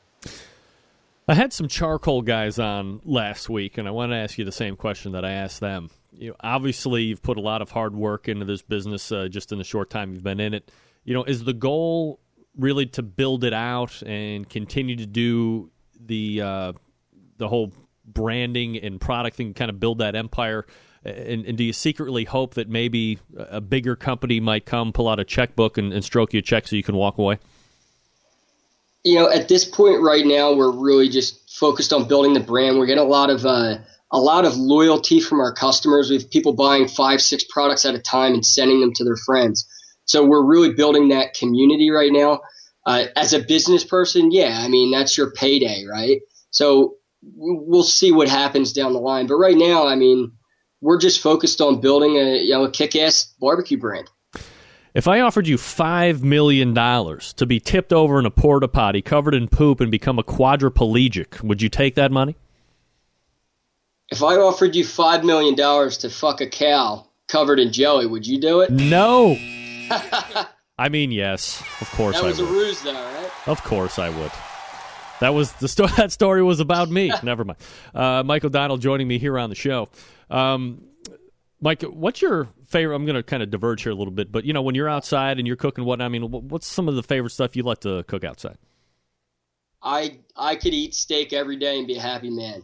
When I first kind of started my passion for grilling and then eventually barbecue, I was living in Montreal in 2012 for 6 months, and I lived right down the street from a butcher. And I was there. I had to be there 4 or 5 times a week picking up steaks and grilling them. I kind of rebranded myself as Michael Medium Rare O'Donnell. I'm a steak guy through and through. But I love ribs. I'm a meat eater, right? I'm not really a vegetable guy.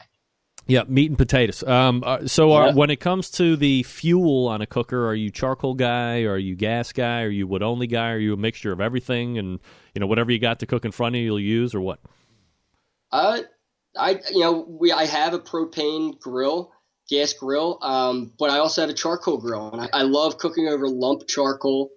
It's just, I don't know. Each has its own benefits, I guess. If you're going quick, I'll probably use a propane grill. If I have a little more time on my hands, then we'll use the charcoal. Do you think, and this is the argument that seems to rage on for the last 600 or 700 years, so why not get your take on it as well? Do you think that the terms barbecue and grilling are mutually exclusive terms, or do you think that they're kind of all one and the same? Definitely, I forget what mutually exclusive. They're two different terms. Grilling is cooking it over the fire, and in my understanding, I consider barbecue including all the smoking aspect and the different rubs and everything that you do in that sense. I mean, like I said, I'm trying to immerse myself into barbecue culture as it is now, so I'm learning every day.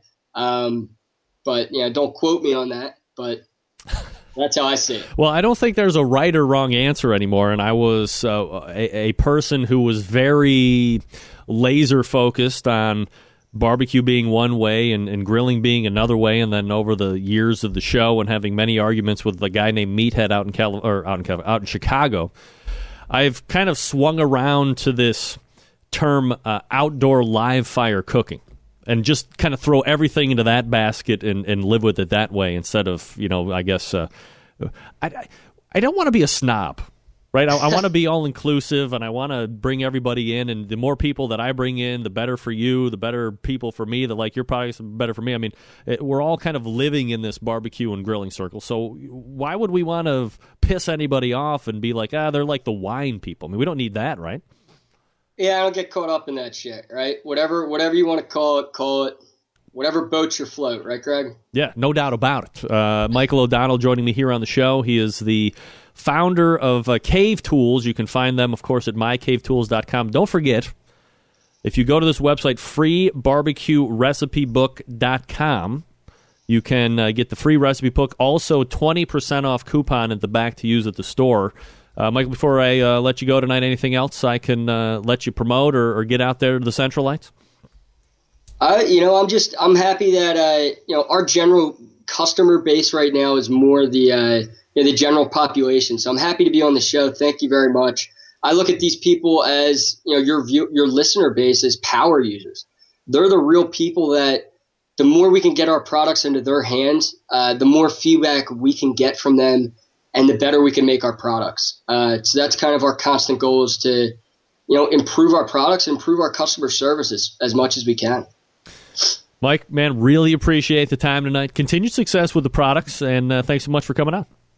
Sounds good, Greg. Thanks. You got it. There he is. Michael O'Donnell, Cave Tools.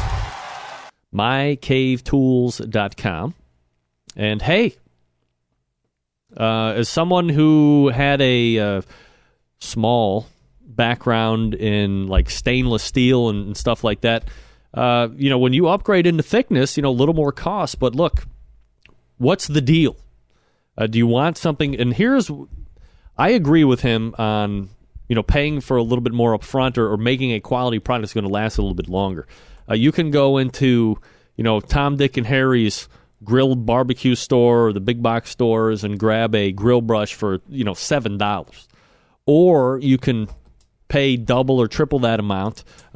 Personally, I go to my restaurant supply store, I buy a broiler brush, and paid $25 for it. And I had it for 3 years before I had to replace it. When I was buying the ones that Weber would give you, you're replacing them 3 or 4 times during the course of the summer. Ultimately, that's just as much. That's just as much, if not more, because you're factoring gas and your time in line. How much is your time worth? Yeah, I'm here. Spend a little. What's rule 4 of the show? Buy the best and only cry once. Words to live by in a lot of cases. And I don't think there's any more industry where that holds true than the barbecue and grilling industry. I mean, you can, buy a less expensive car and still get a lot of value and a lot of life out of it. You can buy, a lesser quality oven or stove or whatever and still get a lot of. But if you cheap out on a lot of stuff in the barbecue world, performance will be affected in the negative or the positive. So really, make sure that you are allotting your dollars properly within this industry so you're not ever turned off by a bad result, for crying out loud. Give me a break. All right, when we come out of the break, Gary Lee Park Jr. will help me close the show out. Before we do that, we'll talk about the longest-running sponsor of the show, the Barbecue Guru.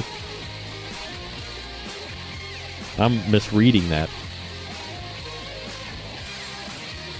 Located in Warminster, Pennsylvania, thinking about automatic pit temperature control devices? I know you are. Why not consider only the Barbecue Guru? They created this technology. Why would you buy it from anybody else? Don't know. I don't like to talk about specific details on how this thing's run because I could talk about it for 5 hours. But imagine a product that allows you to set your pit temperature, and once set, it keeps it running at that set temperature all the way through the cook. Sound too good to be true? It's not. This is real-life technology available to you today. Take advantage of it. Maybe you're a busy working professional. Perhaps you're constantly on the run with kids doing errands. And quite frankly, you just don't have the time to set around in 10 pit temperatures. I get it. That's me. Barbecue Guru allows you to throw your pork butt or brisket or a couple slabs of ribs on the cooker, and you're off to do whatever it is you need to get done. Barbecue Guru maintains the pit temperature you set it at. There are currently a number of different models to choose from. Some of the more popular ones, CyberQ Wi-Fi, CyberQ 2, the Party Q, of course, starting at $129. Look, for that amount of money, easiest point of entry when it comes to automatic pit temperature control devices, runs on AA batteries. You can move it from one cooker to the next. The Hooker, or the Night Walker of automatic pit temperature control devices. Of course, if you're in the market for a cooker, look no further than the Onyx Oven. Winning on the competition circuit, winning in the backyards all over this fine country of ours and internationally. It's fully insulated, holds a ton of meat. Accommodates half and full pans for food service. Works seamlessly with any Barbecue Guru pit temperature control device. So do yourself a favor. Head on over to the Barbecue Guru, thebbqguru.com, and check out all of their products. If you have any questions about what to order, call them directly. 800-288-GURU. That's 800-288-GURU. They'll make sure you're outfitted with exactly what you need to get you up and running right out of the box. Again, 800-288-GURU or thebbqguru.com, the Barbecue Guru. A breakthrough in barbecue technology. By the way, from all accounts, and Bob Trudnak will be on the show in short order to talk about it, the first annual Shotgun Fred barbecue contest, a rousing success. Congratulations to David Qualls and the American Dream Barbecue team for taking grand champion on that one, but more importantly, celebrating Fred Perkel's life and legacy in the barbecue community. So can't wait to talk to Bob about that and get the recap. All right, we're back with two smoking white boys. Right after this, stick around. We'll be right back.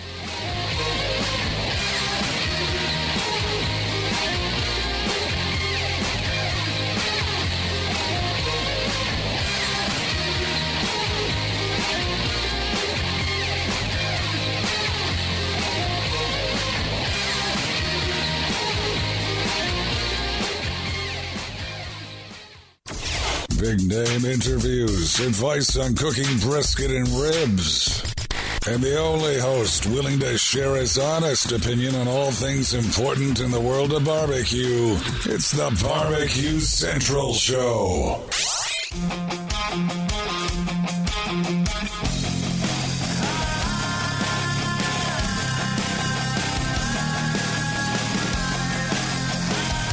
All right, I realized what I did. I did technically change the music. I just didn't load it over from the set list into the live action. But next week it will be, ladies and gentlemen. Oh, boy. If it was only just me. Oh, wait, it only is me. 877-448-0433. That's the number if you want to get a hold of me. Greg at thebbqcentralshow.com. That is the email address if you want to get a hold of me. Helping me close the show tonight. Sometimes, look, you have guests that back out on you when you least expect it. So what does any good host do? He turns to the worldwide internets and asks the social media to sell him on why someone should come on this show to help him be entertaining. And by him, I mean me, and by someone, I mean a man who will be defending his championship barbecue belt on the 15th of this month in the city of Fernandina Beach. Let's go ahead and race over the hotline and welcome first time to the show, the pitmaster of two smoking white boys, Gary Lee Park Jr., joining me here on the show. Gary, how are you, buddy? I'm doing great, Greg. How you doing? Doing absolutely fabulous, man. Really appreciate you joining me tonight in kind of short order. Yes, sir. You know, but look, for anyone who has a WWF style belt, throwback to the NWA, the WCW, whatever, I mean, they got a leg up on the competition right off the bat. I mean, that's a handsome looking belt. Yes, it's definitely different trophy that Jay gives out there. Your most common trophy being your upright. But yes, it's definitely unique. And this year, a lot of people are coming after me, trying to get the belt from me. So it's going to be exciting. A lot of my friends who are, they're Tampa teams also. Blake is one of them, Torrance Chew. He's going to be there. So we're all shooting for the belt again this year. It's going to be a little bit different. Jay actually is going to do baby backs and spare ribs this time. So the format's the same, but he's added another category, so we'll see what happens. Do you have a personal preference of what you like to cook? Do you like to cook the baby backs? Do you like to cook the spares? Do either intimidate you? Neither one really intimidate me, but I like the spare ribs better. Obviously, St. Louis cut spare rib, I think, is the most common. Trimmed down, looking really nice. Honestly, I've never done baby backs in competition. So we'll see what happens. I did practice a little bit. I was going to say, have you been refining the baby back cooking scheme? I'm sorry, what was that? I said, have you been refining the baby back cooking scheme? I have, but I've cooked it actually on something different, and I think I'll have to take that with me since I've been cooking. I also have a restaurant, so I've been doing a little practicing there as well, and try to keep some of those to myself. Whoever's listening is going to find out, but yeah, I practice quite a bit actually, so I try to keep that under my hat though. Gary Lee Park joining me here on the show, a junior, and Gary, maybe a little background about how you got in the whole competition scene. Yes, sir. I've always enjoyed grilling and all as growing up, and around 2005, 2006, I pretty much, believe it or not, that's when I first got my first smoker, just a homemade reverse flow, what I call a Georgia reverse flow smoker, kind of like a lane smoker design, and really started kind of selling barbecue on the corner. Became a passion for me, and around 2009, I formed a team, Two Smoking White Boys, me and my buddy Johnny at that time. He lives up in South Carolina, and we pretty much did our first competition in 2009, and from ever since then, it's a passion. I love it, and I actually have a restaurant now, so a barbecue restaurant for almost 2 years. So April 30th will be 2 years. So it's definitely a passion of mine. I love it, and hopefully I'll die doing it. So. How do you come up with Two Smoking White Boys as a team name? Did you need a delineator like that? Believe it or not, we did a fall festival in Estill, South Carolina. And at that time, Johnny, who I went up there and helped him, my buddy, that was part of my team, we were doing a fall festival, and we were actually doing a lot of ribs there, cooking and selling and feeding him. The DJ that was doing the street party was a buddy of his. He come up, and he was a black gentleman, and at the end of the day, he said, "Boy, y'all some Two Smoking White Boys." And when we decided to form a team, the name kind of stuck, so we decided to go with it. Easy enough. Sounds like a great name anyway. Gary Lee Park Jr. joining me here on the show. Gary, what do you find most enjoyable about competing? And I guess on the flip side of that, what do you find most frustrating? Well, I think the most enjoyable to me is the camaraderie. I love the people. They're so great. They're helpful. Yeah, we are definitely competitors, but when it comes down to it, I will reach over and help, and back and forth. It doesn't matter. We'll help each other out. With anything, it doesn't matter. I think we'd go as far as trying to give out, exactly the secrets and the techniques and tips that we actually use. But I love the camaraderie of it, the friendships, the people that I've met. Got some great friends that can do anything for us, and I'll do anything for them. I think that's the most thing I most enjoy. And I love about it. I like to do charity stuff. I like to give back. I don't even really ask anything. I love to give my time to help great, benefit organizations that need it. I'll go give my time anytime in my cookers and do what I can for them. Gary, how do you learn to build flavor profiles? You somebody that went out and took barbecue classes and stuff like that, or has it been a trial and error type of a deal for you? Both. Definitely trial and error to build a flavor profile, and also classes. I've actually taken some of Rob Bagby's Swamp Boys, Stumps. I did one of his. The Fun Cook down in Claremont, Florida. They kind of go over do a little class for you. But I think it's just really just time, and takes years of experience of doing it. You build a flavor profile that you really like, and if you compete, something that hits. But I do think that changes a little bit. I think there's something that's popular that comes out, whether it be a sauce, eventually those change, and you just kind of go with the flow with it, in my opinion. All right, so I'm going to switch gears here just a little bit, but you also have, is it a barbecue restaurant, or is it a catering business?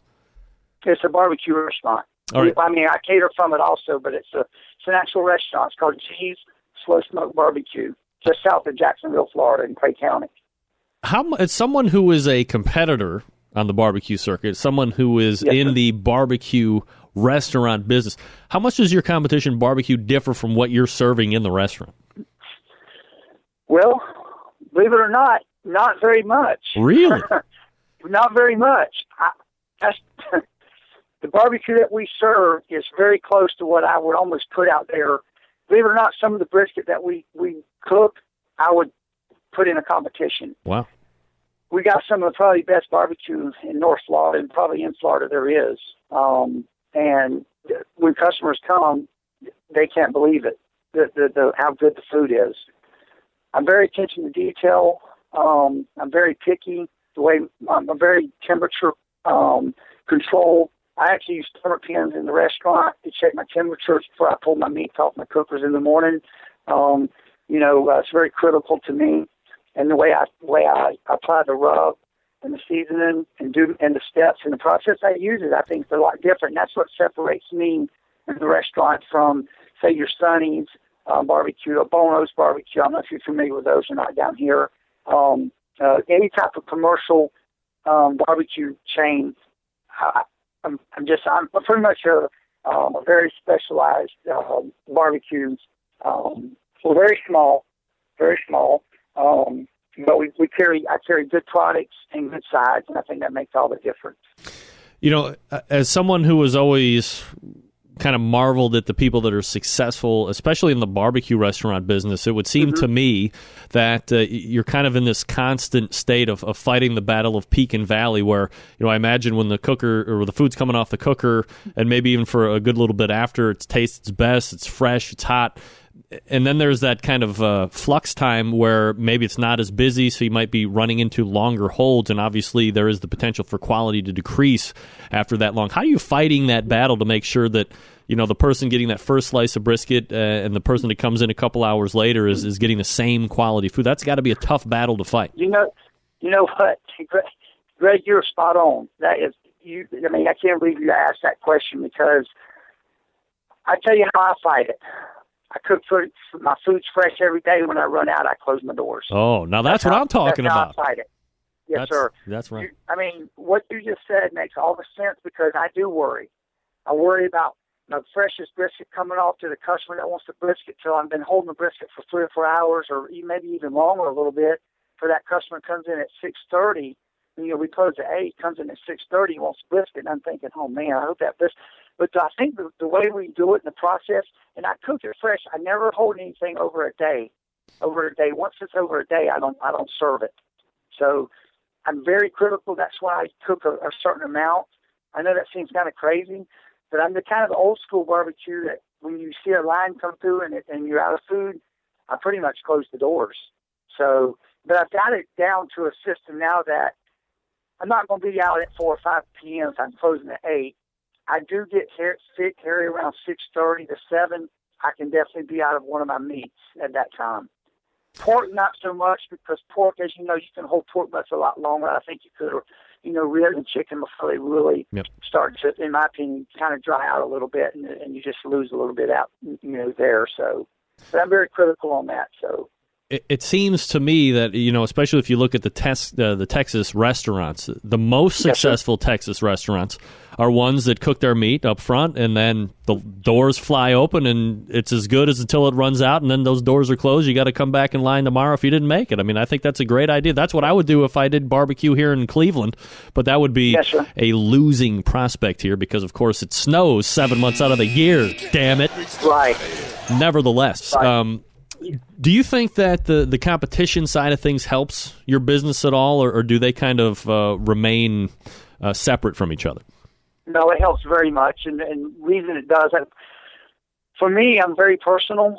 I'm also a very humble person, believe it or not. I've been pulled out though here the past 2 months with this cook-off coming up because all my buddies are poking at me about coming shooting for the belt. But to get back to your question. No, it helps very much for me because my customers are like my friends also that patronize there. And the first thing, when they know that we do a competition, so they're always asking when we get back, or, Gary, how's y'all do? What's going on? Or if we bring trophies home, my hut, what I call the barbecue hut, I got all my trophies and banners up in there. So people love coming in and see it, if they see it. Sometimes I'll call from a competition on Saturdays because usually you get results, say, at 5:30 p.m. Once I do, I'll literally call back to the restaurant if we've fared well, Lord willing, let people know, and people in there cheer. So it's great. It's a win-win for me. We love doing it. It brings a lot of recognition, and like I said, I love to give back. But it's for us. It's to me, it's you can't be a better partner, with competitions in the restaurant that we have. Between the restaurant, and I imagine that does probably take up a good amount of time during the course of the day, how many competitions are you able to fit in during the course of the year, or is there a certain amount of competitions you try and hit during the course of a year? Well, we do kind of pick and choose a little bit. We definitely try to do the local ones as much as we can. But you're right, the restaurant obviously is going to take precedence over anything. That will always come first. That being said, the restaurant fortunately helps pay for our cook-offs. So it's hard to say exactly how many that we do through the year, but I can easily say we probably do 3 to 5 a year. I'd love to do more. I'd like to do like at least once a month, but and eventually it's going to get to that point. But we kind of pick and choose a little bit, really. The ones we like to do, like I said, I almost do all the local ones I can. The Fernandina, the Great Southern Tailgate Cook-Off is a KCBS. That's in Fernandina also. The Going Coastal is a Georgia Barbecue Association, GBA. That's also in Fernandina, so we'll do those. Plus one of the ones that Jay Robertson put on, the rear cook-off, the butts and brisket cook-off he does, we'll probably do. The small ones around here that we try to get. Oh, and believe it or not, I don't know if you know Brad Orson with the Shed Barbecue. Yeah, I think I know. Yep. Yeah, he's a friend of mine. He wants me to go help him in Memphis in May. I don't know if I'll make the trip yet. Haven't fully decided. He was down here a little bit promoting his barbecue sauce for the Winn-Dixie's, and I always cook and help him do some food and give him some food here. So that's one I've never done. I'm not really an MBN guy. I did do the big pig jigging back in Georgia, and we actually did pretty well there a couple of years ago. But other than that, 3, 4, 5, maybe 6 a year that we'll do. The smoking on the Swanee we'll do. That's a good one. And a few of the other good ones around the smoke on Flamingo in Jacksonville. That's a new one. That's a really good one. So we definitely will hit those. Gary Lee Park Jr., pitmaster of 2 Smokin' White Boys. Check him out as he tries to defend his belt on March 15th. Gary, man, really appreciate the conversation tonight. Thanks so much for filling in for me, and continued success to you. Thank you, Greg, so much. And if I could, real quick, Yep. I'd just like to send the condolences to Joby Stanland and his family. I think you knew him. Yes, also. sir. Yep. So, yeah, I definitely, just found out earlier that he had passed away. So, giving condolences to his family as well. And shout out to Blake, David, Pig and a Pokey, Tony, my buddy, Bones 11. And I really appreciate the opportunity, to be on your show, my friend. All right, Gary, I appreciate it, and we'll look for you again soon. Thank you, Greg. All right, take care. Buddy. Yes, there sir. he is. Gary Lee Park Jr., class act. And, you know what? I am remiss in the fact that I just found out a couple minutes before air that I believe the first president of the Florida Barbecue Association, he was running Stump Smokers along with Stump back in the day when they started out, and had eventually transitioned over to Superior Smoker. And the guy who I had done 2 podcasts with way back in the day, Joby Stanland, has passed away. So as Gary said, condolences to Joby's family, and if you ever had a conversation with Joby, there was no doubt about it. He was passionate about barbecue and the products that he was selling, and someone who was very infectious and ebullient in personality. So we raise it up to you, Joby. And great man, and a great promoter of barbecue in the right way. So there you go. We'll come back and wrap this show up here in just a second. Thanks again to Gary Lee Park Jr. for joining me. Quickly, folks, if you are going to be in the market for a watch or jewelry, or maybe you're looking for a home bowl, like a decorative wood bowl or something like that, let me turn you on to Stephen DeFranco, StephenDeFranco.com. Barbecue brothers and sisters unite. Head on over to StephenDeFranco.com. Check it out. See all the watches, see all the rings, see all the earrings and the bracelets and the anklets. Once you find what you like, simply do this. Give Stephen a call, 440-943-2700, 440-943-2700. Ask for Steve when somebody answers the phone. There's a very good chance that Steve's actually going to answer the phone himself.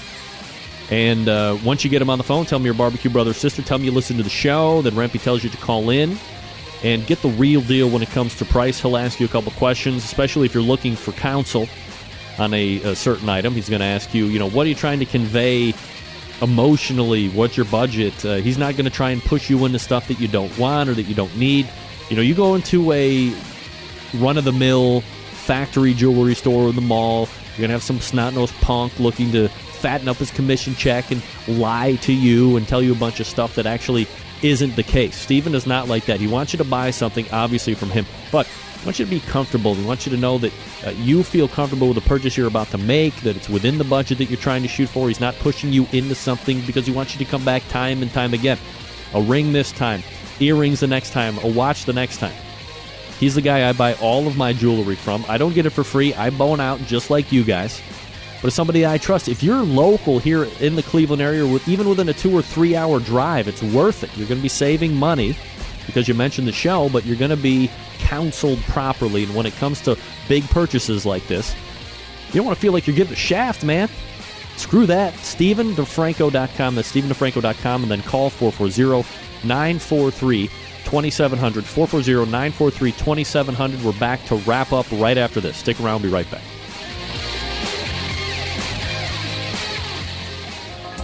Broadcasting live from the Barbecue Central Radio Network studios in Cleveland, Ohio. You're listening to the Barbecue Central Radio Show. Once again, here's your host, Greg Rempe. All right. End of the show time. Thanks for joining me. Thanks to Gary Lee Park Jr. for joining me as well. Had a great conversation with him. We're going to wrap it up in case you missed out on the first hour.